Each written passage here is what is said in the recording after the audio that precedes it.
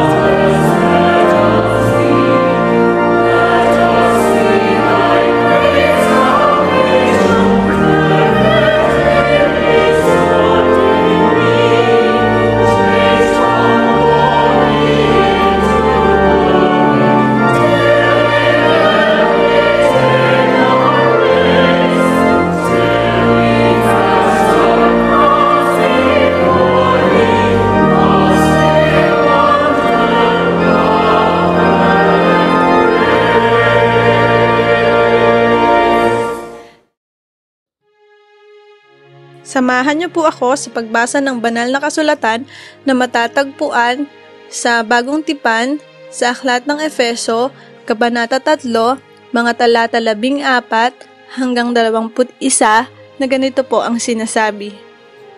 Panalangin para sa mga taga-Efeso. Dahil dito, iniluluhod ko ang aking mga tuhod sa Ama ng ating Panginoong Hesukristo. Sa Kanya ay pinangalanan ang bawat angkan sa langit at sa lupa. Ito ay upang ayon sa kayamanan ng Kanyang kalwalhatian ay palakasin niya kayong may kapangyarihan sa inyong panloob na pagkatao sa pamamagitan ng Kanyang Espiritu. Ito ay upang si Kristo ay manahan sa inyong mga puso sa pamamagitan ng pananampalataya, upang kayo na nag-ugat at natatag sa pag-ibig ay lubos na makaunawa, kasama ng mga banal, kung ano ang lawak, ang haba, ang lalim, at ang taas ng pag-ibig ni Kristo. Nang sa gayon, kayo ay lubos na makaunawa ng pag-ibig ni Kristo na nakakahigit sa kaalaman, at upang kayo ay mapuspos ng lahat ng kapuspusan ng Diyos. Siya ay makagagawa ng pinakahigit sa lahat ng ating hinihingi o iniisip, ayon sa kapangyarihang gumagawa sa atin. Sumasa Kanya ang kalwalhatian sa Iglesia sa pamamagitan ni Kristo Jesus sa lahat ng salit-saling lahi magpakailanman. Siya nawa.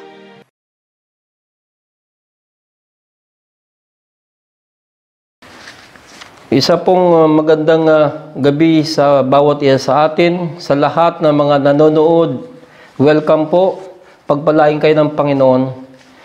Nasaan man kayo, nasa biyahe o nasa tahanan, ay sama-sama po tayong sumamba at magpuri sa ating Panginoon. Ang ating text ay sa Efeso chapter 3 verse 17 to 19. At ang ating pagsapo ay ang panalangin para sa espiritual na pag-ibig. Tulad po ng panalangin ni Pablo para sa mga naniniwala sa taga-Efeso, gumawa siya ng ilang partikular na kahilingan para sa kanila. Nakatutuwang pansinin kung ano ang hindi niya hinihiling noong siya ay nananalangin. Hindi siya lumapit para sa anumang pisikal, material, o pampinansyal.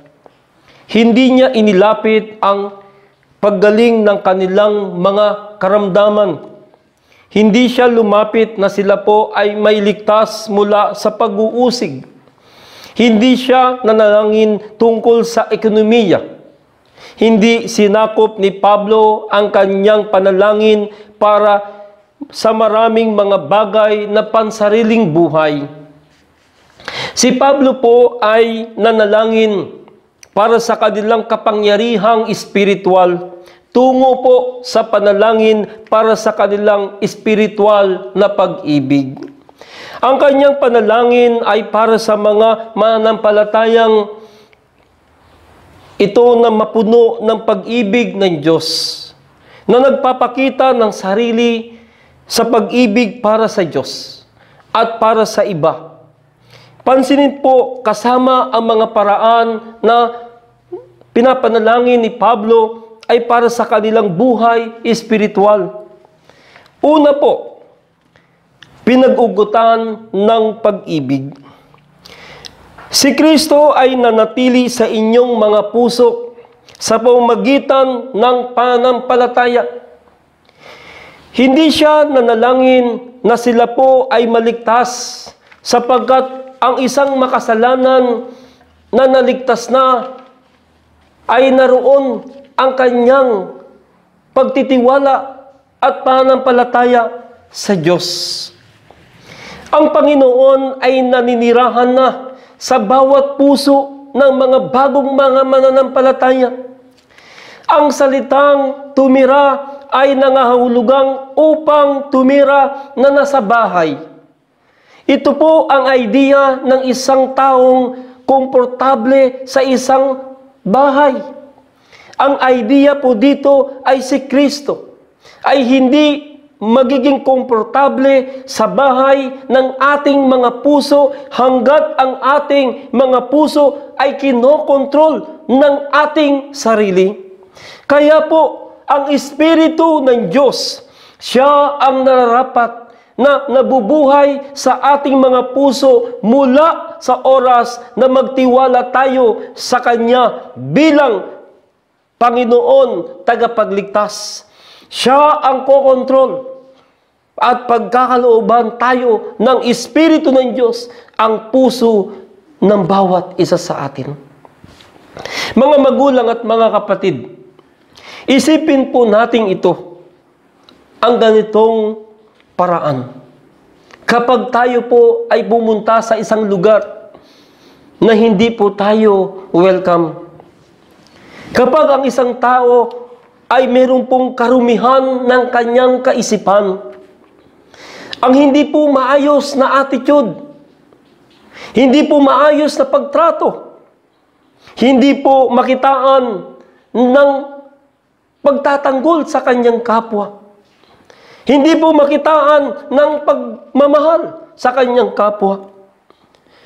Mga kapatid, napakahirap kung ikaw ay taong simbahan. Kaya po sa talatang ito, hindi po tungkol sa kaligtasan, ngunit ito po ay tungkol sa pagpapakabanal, pagpapalinis. Ang Panginoon ay naninirahan sa ating mga puso sa pamamagitan ng pananampalataya. Ngunit wala siya sa ating mga puso hanggat hindi tayo na nasa ilalim ng pamamahala ng Espiritu. Kapag kinokontrol tayo ng Espiritu ng Diyos, nililinis niya ang ating buhay sa paglikha ng isang komportabling tahanan para sa Panginoong Hesukristo. Ikalawa, mga kapatid, ang realidad ng pag-ibig. Habang ipinagpapatuloy ni Pablo ang kanyang panalangin, hiniling niya na sila po ay mag-ugat sa pag-ibig. Ang mga salitang ito ay nagsasalita ng paglalagay ng mga ugat upang magbigay ng isang malakas na pundasyon at pagiging matatag. Ipinapanalangin niya ang kay Kristo, ang katibayan na ang anumang buhay ay nasa pailalim sa kontrol ng Espiritu ng Diyos ay ang pagkakaroon ng tunay na pag-ibig ang isang tao na naligtas. Ang pag-ibig ng Diyos ay binuhos po sa ating mga puso. Ang pag-ibig na ito ay nagpapakita ng pagmamahal sa Diyos at para sa kapwa. Nianais ng Panginoon na mahalin natin ang isa't isa. Ano po sabi sa John chapter 13 verse 34? Isang bagong utos na ibinibigay ko sa inyo, na kayo ay mag-ibigan sa isa't isa, tulad ng pagmamahal ko sa inyo, na kayo rin ay magmahalan sa isa't isa.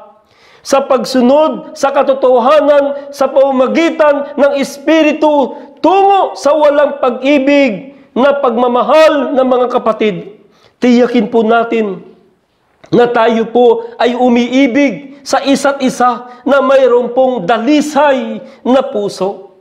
Kapag ang Espiritu po ng Diyos ang kumokontrol sa atin at tayo po ay naglalakad sa kanyang kapangyarihan, mapatunayan natin ito sa pamamagitan ng pagmamahal natin sa Panginoon at sa ating kapwa. Sinabi po ni Dr.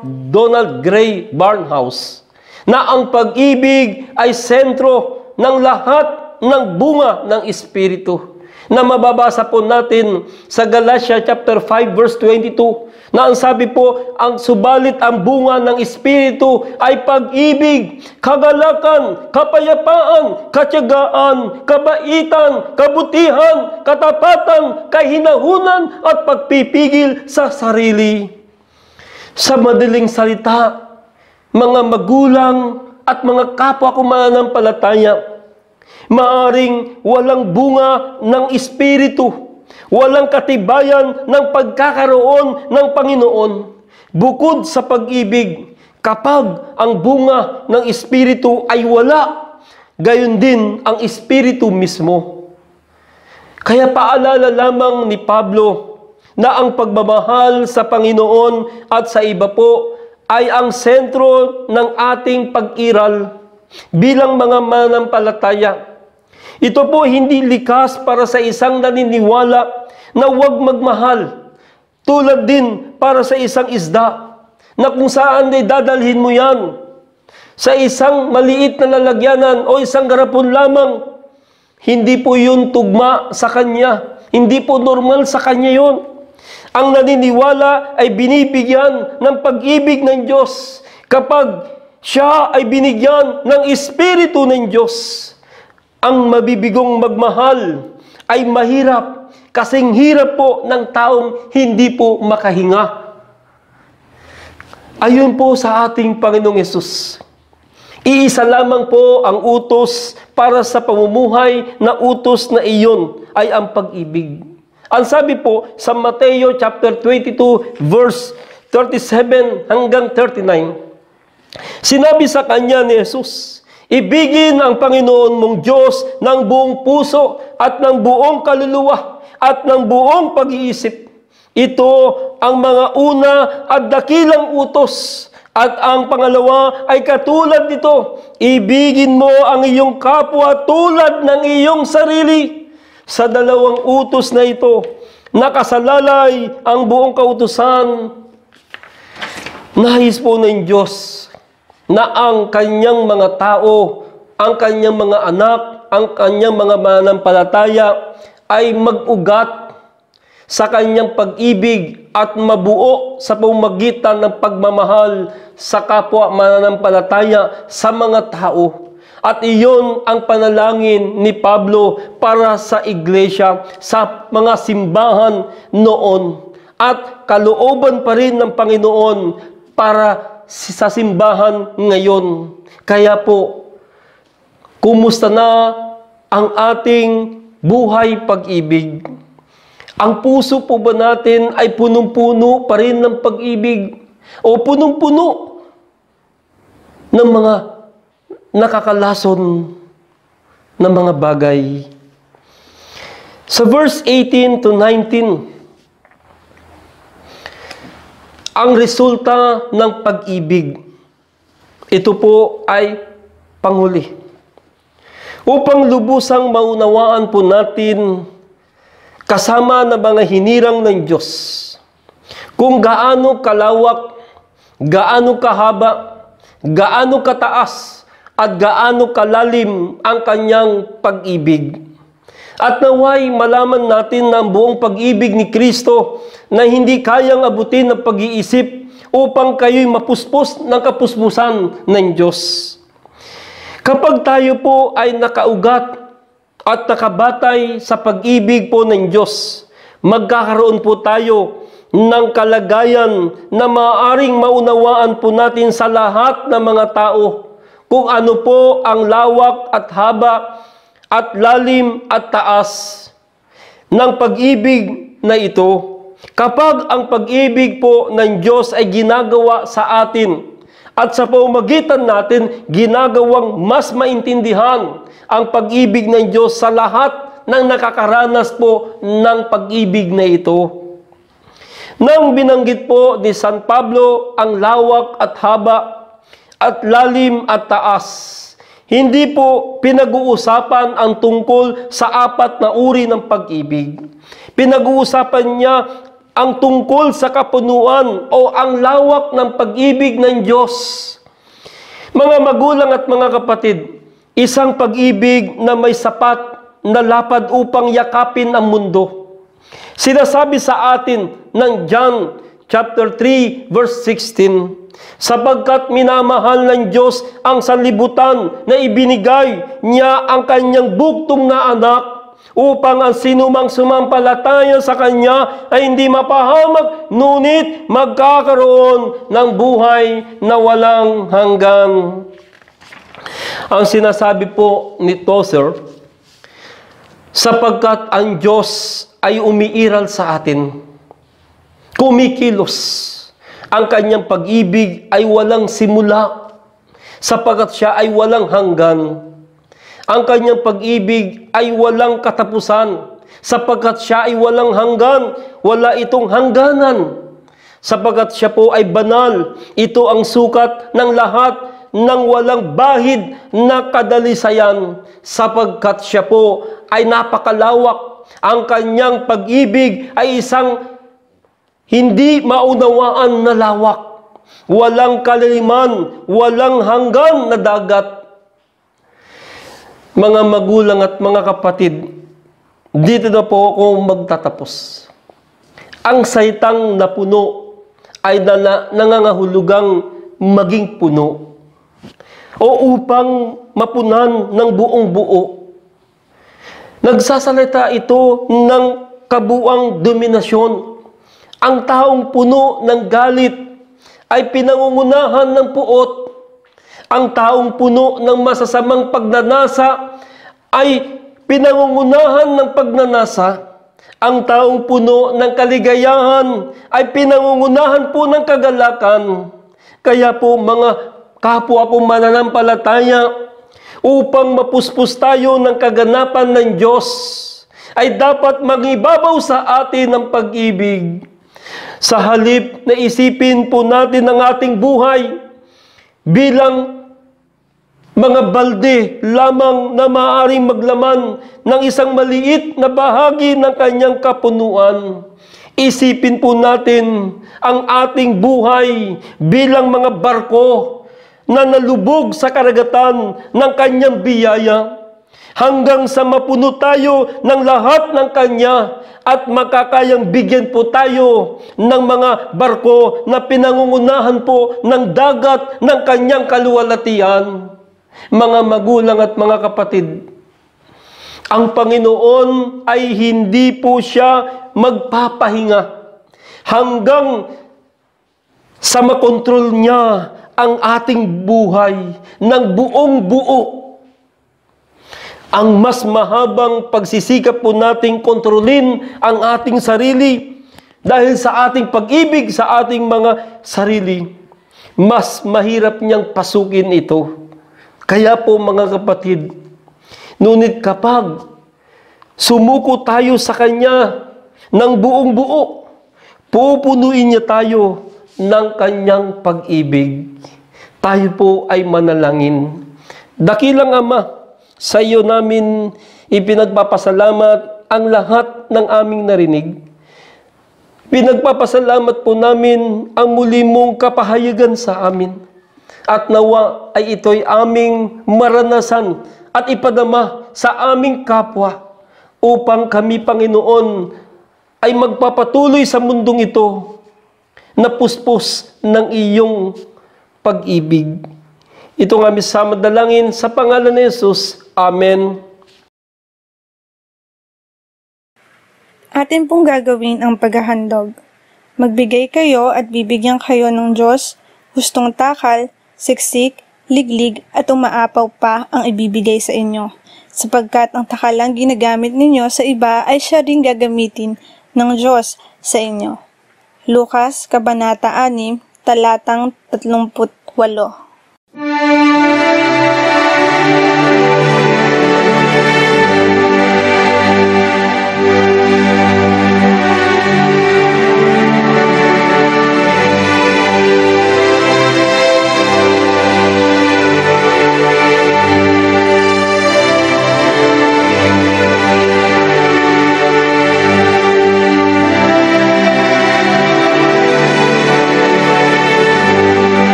Manalangin po tayo mga kapatid. Narito aming Ama, ang kaloob ng iyong mga anak. Hinihiling po namin na iyong basbasan at patuloy na pagpalain mo ang lahat ng mga nagkaloob. At dalangin din namin ang mga handog na ito na patuloy na basbasan mo at tanggapin mo, O Diyos, upang magamit sa pag-akay na maraming kaluluwa, magamit sa paglilingkod sa iyo, O Diyos. Ito ng aming samadalangin sa pangalan po ni Jesus na aming Panginoon at tagapagligtas. Amen.